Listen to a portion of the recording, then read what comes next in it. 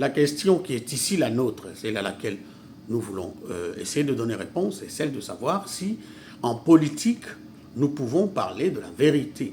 Autrement dit, si en politique, lorsque nous parlons de la vérité, est-ce que ce mot vérité, ou cela a le même sens que la vérité sur le plan de la logique, ou la vérité dans le sens que nous voudrions qu'elle soit, c'est-à-dire le lieu de l'exposition de la réalité telle qu'elle est.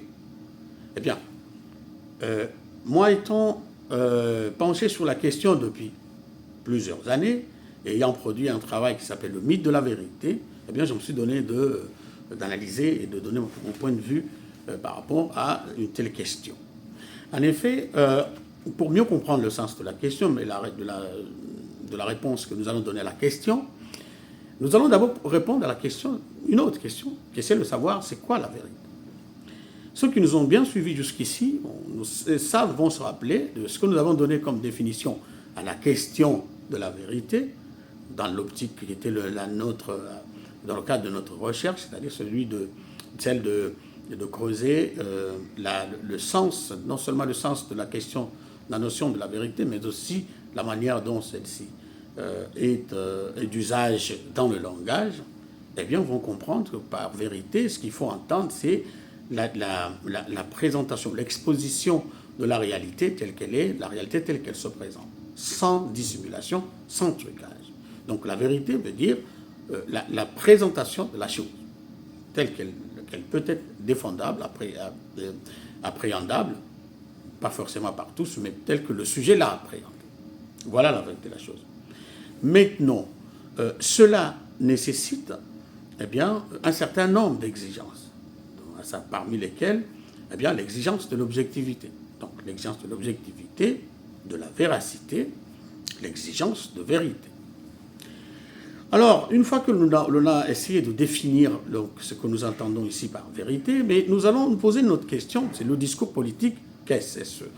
Quand est-ce que nous parlons d'un discours politique en tant que tel? Eh bien, nous pouvons saisir ceci, que par discours politique, il faudrait entendre tout discours tenu par un sujet, parce que lorsque nous parlons d'un discours, nous ne parlons pas seulement de la structuration des mots et des phrases, nous parlons de l'organisation des mots, bien sûr, mais fait ou tenu par un sujet dans un but bien déterminé.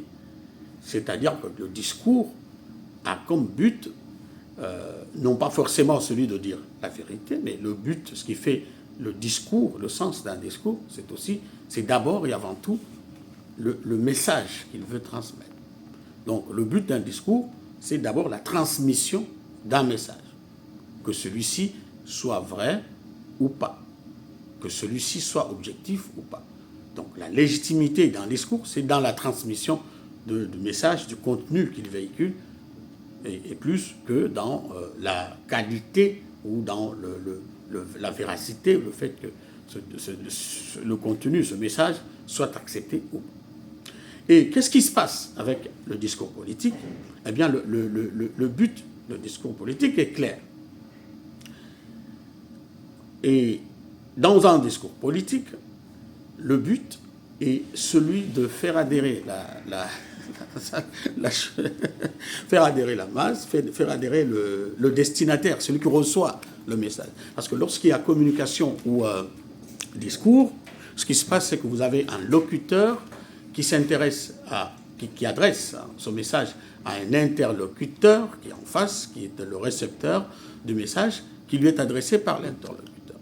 Mais dans le cadre d'un discours ou d'un dire politique, c'est que cette adresse du message n'est pas gratuite, car celui qui tient son discours en politique voudrait que la finalité de l'exercice soit quand même l'obtention de la part du récepteur du message eh bien, d'une certaine adhésion, d'une certaine admiration, d'une certaine acceptation.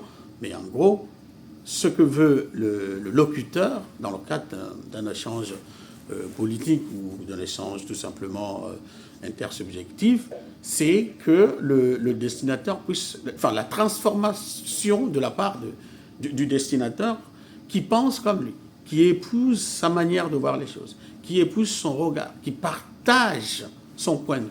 C'est ça le but principal dans une adresse politique. Ce qui fait que, par conséquent, lorsqu'un discours politique n'aboutit pas à créer de l'adhésion, de l'admiration, du partage de conviction de la part du destinataire, celui-ci est considéré comme ayant échoué et ayant failli à sa mission.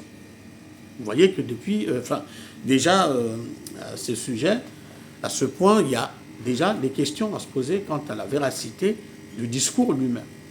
C'est-à-dire que un discours politique réussit lorsqu'il crée de l'adhésion, lorsqu'il crée de l'admiration, qu'il crée de l'acceptance, lorsqu'il est forcément accepté.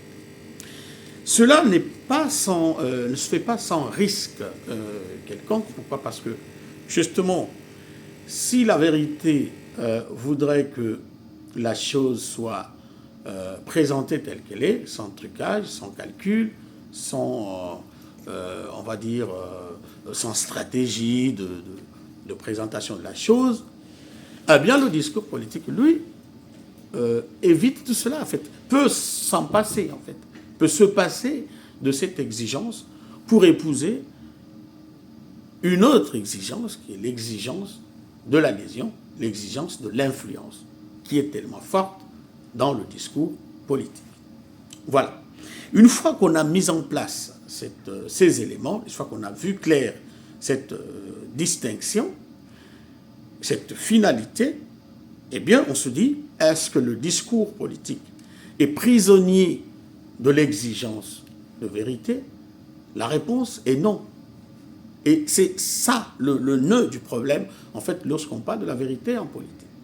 C'est que le discours politique n'est pas limité par rapport à la vérité. C'est-à-dire qu'on n'est pas obligé d'être vrai pour avoir sa légitimité politique en tant que telle. Donc, c'est ça. Et maintenant, eh bien, si le discours politique ne fait pas recours à la véracité, ne fait pas recours à la vérité, eh bien, il le fera recours au mensonge, à la démagogie, à l'idéologie. Pourvu que cela lui permette d'atteindre l'objectif qui est son objectif fondamental, à savoir celui qui consiste à aboutir à une certaine adhésion massive, aboutir à ce que l'interlocuteur puisse adhérer, partager, penser comme le locuteur, c'est-à-dire partager la même vision des choses. Alors, maintenant, le problème devient celui de se dire, eh bien, sachant, parce que ceux qui nous ont suivis jusqu'ici savent que nous avons, surtout dans l'entretien, les derniers entretiens que nous avions eus au sujet de la vérité, nous avons mentionné que la vérité était moins séduisante que le mensonge, que la vérité était moins plaisante que le mensonge, que la démagogie attirait plus que la vérité, que la démagogie était plus intéressante que la manipulation était une tactique qui réussissait plus à faire convaincre, à faire adhérer que la vérité pure. Maintenant, qu'est-ce qui se passe? Eh bien, il se passe que le discours politique aura plus besoin du mensonge et de la démagogie que de la vérité pure et simple. Et ça, c'est clair.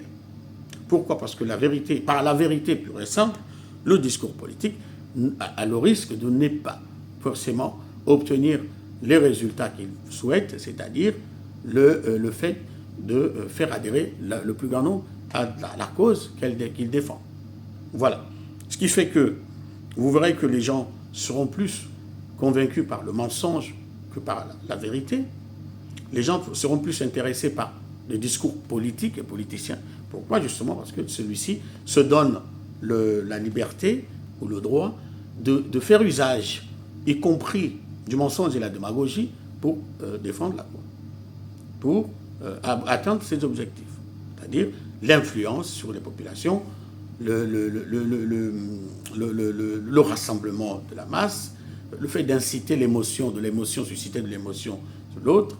Et nous pouvons donner des exemples, c'est comme ça que vous verrez que le discours politique peut, par exemple, ici en France, nous faire croire que le malheur de la société française, c'est l'étranger.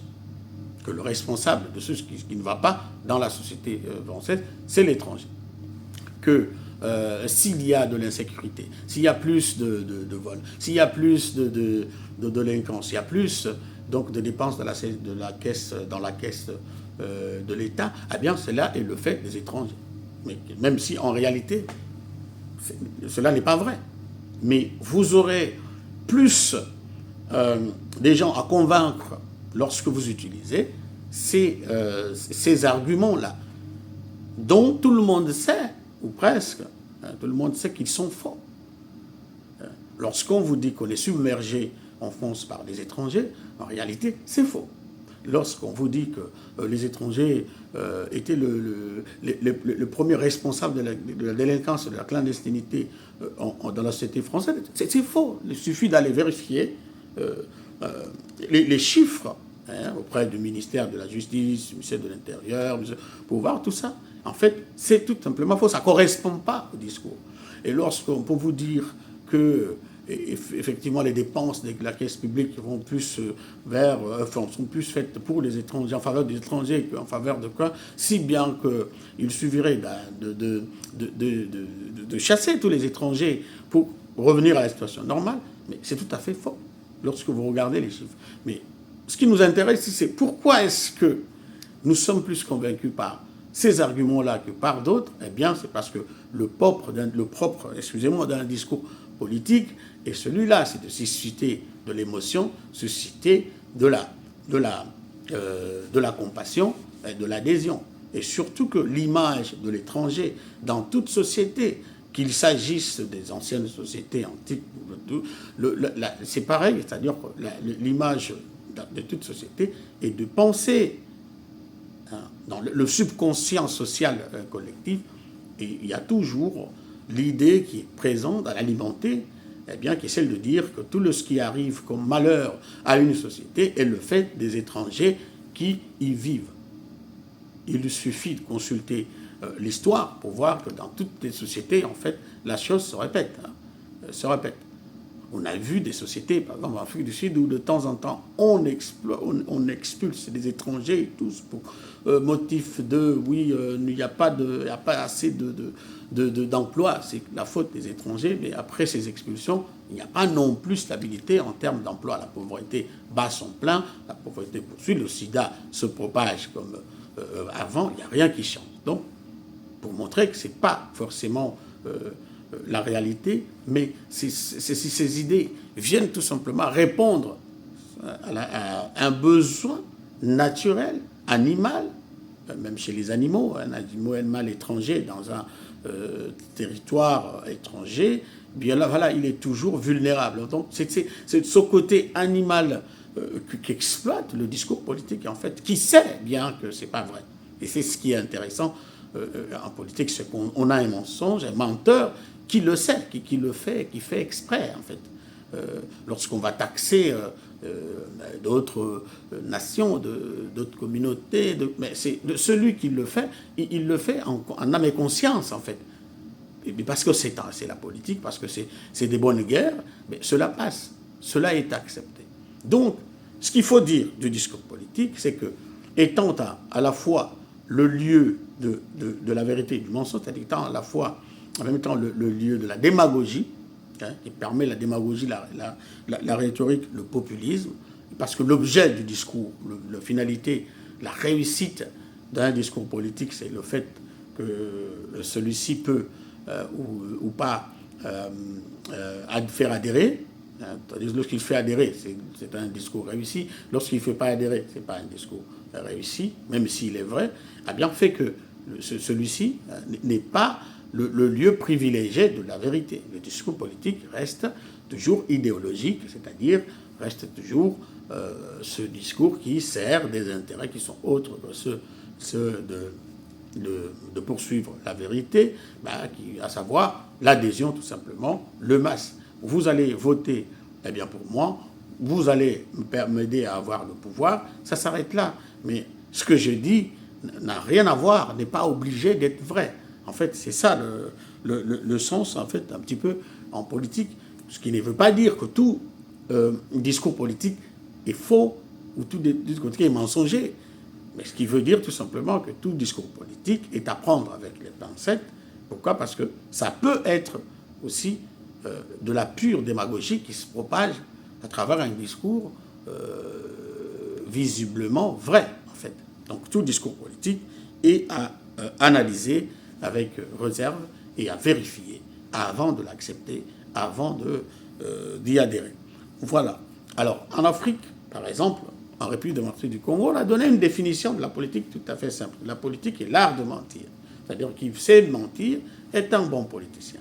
Là, on est allé tout droit au but. Je crois qu'on a dit toute la vérité. C'est-à-dire que ce qui compte en politique, c'est la manière dont on tient le discours, la manière dont on se présente, on s'adresse aux gens, et non pas le sens de ce qu'on dit forcément. Ceux qui disent des vérités, vous verrez qu'en politique, sont minoritaires, sont des gens qui sont contestés parfois. Et c'est plus tard, hein, des années plus tard, qu'on se rendra peut-être compte que ce qu'ils disaient, ce que ces derniers disaient, était vrai. Mais c'est plus tard, c'est après dans l'histoire. Peut-être plus jamais, peut-être jamais, hein, on n'y reviendra jamais, mais ce qu'ils disent reste vrai. Ce qui veut dire que un discours politique, et c'est très important de retenir ceci, qu'en politique, la forme du discours l'emporte nécessairement sur son fond. Ce qui compte en politique, c'est la forme, c'est l'émotion qu'on dégage, c'est la tenue. On en a vu en France des politiciens qui vous disaient la chose et son contraire, et qui vous font croire la chose et son contraire. Mais tout simplement parce que ces derniers le disaient avec une certaine honnêteté en termes de forme, une certaine honnêteté formelle, une certaine conviction formelle. Mais c'est à plus tard qu'on se rend compte que ces convictions n'étaient que démagogiques, n'étaient que mensongères, parce que justement, ne se reposant sur aucune véracité, ne reposant sur aucun souci de vérité, en fait, en réalité. Mais des gens qui s'expriment avec conviction. Ce qui nous ramène ici à parler, pour terminer, de ce que un philosophe, un penseur avait abordé dans les années 80, et qui, à mon avis, n'a pas été assez développé, qui a développé, c'est la question de l'analyse de la vérité sur le plan plutôt de sa forme que sur le plan purement épistémologique, c'est-à-dire sur le plan purement de son contenu. Le penseur, c'est Michel Foucault. Michel Foucault qui, dans l'ordre du discours, le courage de vérité, même dit et écrit, et tout ça, vous verrez que, eh bien, l'auteur montre que, en réalité, ce qui nous fait admettre un discours, dépend moins du contenu du discours en tant que tel, mais que de sa forme. Pour dire que c'est la forme du discours, c'est la manière dont on tient le discours qui est déterminée, qui est la chose la plus déterminante dans l'acceptation de ce discours, dans l'acceptation de ce qu'on dit. Alors, pour le montrer, il va recourir à la société médiévale où des formes de discours étaient tout à fait distinctes. C'est-à-dire la forme du discours sapiential, la forme du discours pédagogique, la forme de discours parésiastique et la forme de discours prophétique, en fait. Pour vous montrer que selon qu'on était prophète, donc selon qu'on était pédagogue, selon qu'on était enseignant, selon qu'on était homme sage, selon qu'on était le parésias, celui qui dit la vérité de manière courageuse, eh bien, notre discours pouvait être accepté ou pas, selon le statut du sujet aussi. Donc c'est le sujet, avec son identité, qui rentre en jeu dans l'acceptation ou pas de ce qu'il dit, du contenu du discours qu'il tient. Donc, c'est-à-dire que ce qui nous fait admettre quelque chose, c'est moins la véracité, et que l'entendement de l'homme, de l'humain, fonctionne un peu comme ça, sans que nous puissions le savoir réellement, c'est-à-dire que c'est la forme, c'est la manière dont le discours est tenu qui nous fait croire ou pas. à quelque chose et pas la véracité de la chose, pas son contenu, parce que les gens n'ont pas le temps d'aller vérifier. Les gens ne vont pas jusqu'à la critique. Tout le monde n'a pas le sens critique. Les gens voient, ils parlent bien, ils se tiennent bien, eh bien c'est vrai. Et en politique, justement, ce qui tient et qui fait adhérer à des idéaux n'est pas le contenu du discours, mais c'est la forme, c'est-à-dire si ce discours est allé rencontrer les attentes des gens. Si le discours est allé rencontrer, répond à des attentes des gens à un moment donné, à une époque bien déterminée. Pendant une crise, aujourd'hui, par exemple avec l'Europe, la crise migratoire, eh bien, le discours qui passe, c'est celui qui stigmatise l'étranger, tout simplement. Que cela soit vrai ou pas. Mais pourquoi? Nous sommes déjà dans une crise. La société traverse une certaine crise qui l'expose à ces idéaux-là, à ces risques de tomber dans le piège de ces discours haineux, ces discours incitant tout simplement à la haine de l'autre, parce que justement, ça soulage, même si cela n'est pas vrai. Ce qui fait que justement, celui qui dit que la France est submergée par l'étranger a plus de chances d'être écouté que celui qui vient dire non, attendez, c'est pas forcément l'étranger, il y a des choses à voir, non, et les chiffres ne sont pas vrais, et ainsi de suite. En fait, on va contester ça, on va traiter celui qui dit ça de oui, il est large, il est de la gauche, voilà, il est de l'extrême gauche, tout simplement. Mais en fait, ce qu'il nous fait dire, c'est pas la vérité ou la connaissance des chiffres, tout ça, mais ce que vous voulez dire, c'est parce que cela ne va pas dans le sens de nos attentes, des attentes des gens, ne va pas dans le sens de ce que veulent les gens. Donc, et là, pour terminer, je dis donc, la vérité, nous avions raison de dire que la vérité est une question d'attente, plus une question d'attente qu'une question de véracité des choses. Voilà, c'est une question d'attente. Si cela nous rencontre nos attentes et envie, eh bien, c'est vrai. Donc, les philosophes ont tout à fait raison, comme Bertrand Russell, eh bien, Bernard Williams a tout à fait raison de dire eh bien, qu'il y avait l'entendement humain naviguer, osciller entre une exigence de vérité, un besoin de vérité qui était là, que celui qui veut que certaines choses soient vraies, parce que sinon la vie serait difficile, et une autre exigence, qui est l'exigence de la véracité, eh bien, qui est celle qui voudrait que les choses que nous croyons soient réellement vraies, ou sinon c'est pas bon de croire à des choses tout simplement parce qu'elles sont bonnes, parce qu'elles sont socialement confortables, parce qu'elles sont socialement avantageuses ou qu'on sort. Donc c'est ça.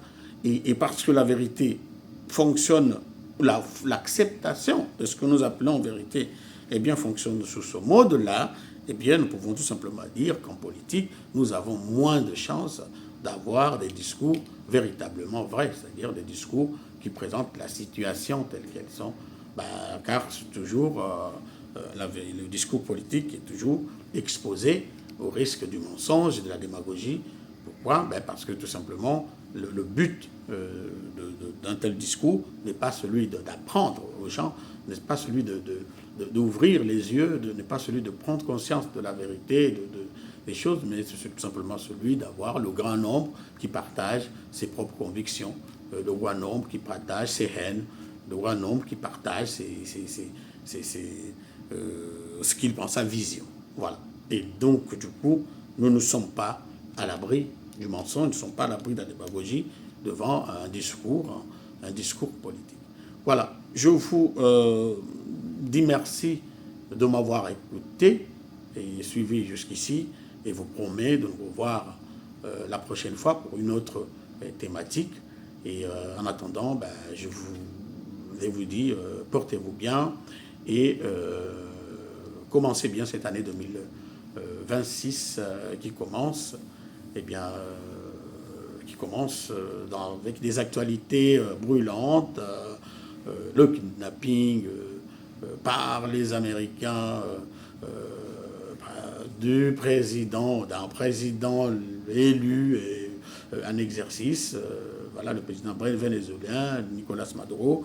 Et ça, c'est vraiment au niveau de la géopolitique un événement, pas vraiment un tremblement de terre, hein, un événement majeur, parce que cela, c'est vraiment sans précédent qu'un président en exercice pouvait être kidnappé, arrêté par un autre, sous prétexte, voilà.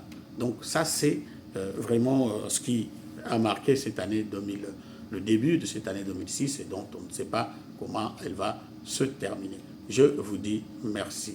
À très bientôt.